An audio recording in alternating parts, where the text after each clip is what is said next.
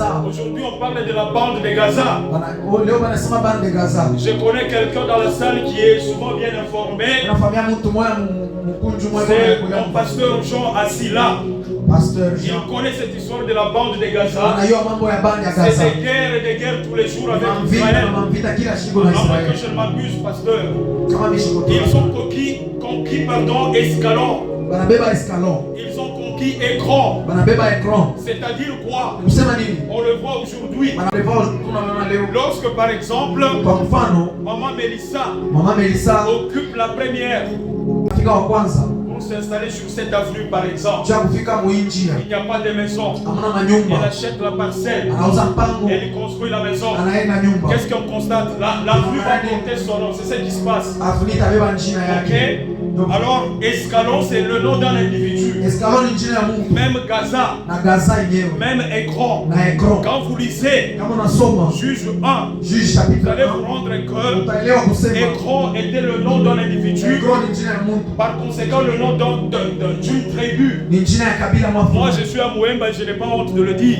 Et j'aime très bien ça.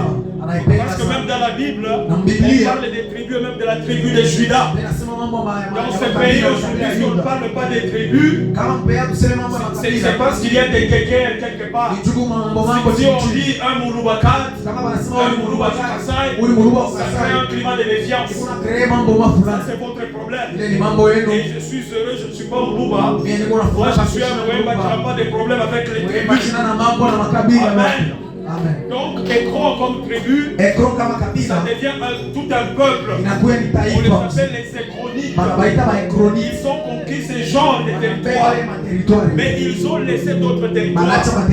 Par exemple, dans Juge 1, au 19e verset, la Bible relate que l'Éternel fut avec Juda. Merci frère, c'est très bien. Et Juda s'est rendu maître de la montagne. La montagne était une partie importante d'un territoire occupé par les Cananéens. Vous savez tous que les Cananéens c'était des idolâtres. Et ils avaient fait la guerre à Israël. Et Dieu ne les aimait pas. Et pour Dieu, il fallait conquérir non seulement la montagne, il fallait aller aussi plus loin jusqu'à exterminer ces peuples s'il le fallait. Alors, Juda ne put chasser les habitants de la plaine. Il a chassé les Cananéens de la montagne, partout à Écran, à Gaza, mais là où il y avait la plaine c'est-à-dire... Voilà, merci. Là, ça prouve que vous, la géographie, ça vient. La plaine, c'est une très belle étendue. C'est plat. C'est beau, il n'y a pas de plateau. Même quand vous faites l'agriculture, quand vous êtes dans une plaine, c'est très bien. C'est très important. Et pourquoi Juda n'a pas pu chasser les habitants de la plaine? On dit que ces habitants avaient des chars de fer.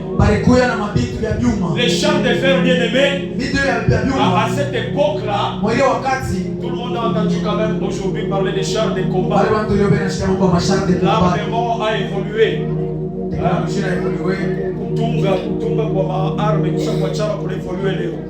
À l'époque, on parlait des chars et les chars étaient supportés par les bêtes, les chevaux, etc. Voilà, aujourd'hui, il y a des bombes qui sont en train de survoler des espaces. Donc, il y a évolution. Mais à l'époque, les chars de fer constituaient un arsenal, en tout cas épouvantable. Oui, c'est cela.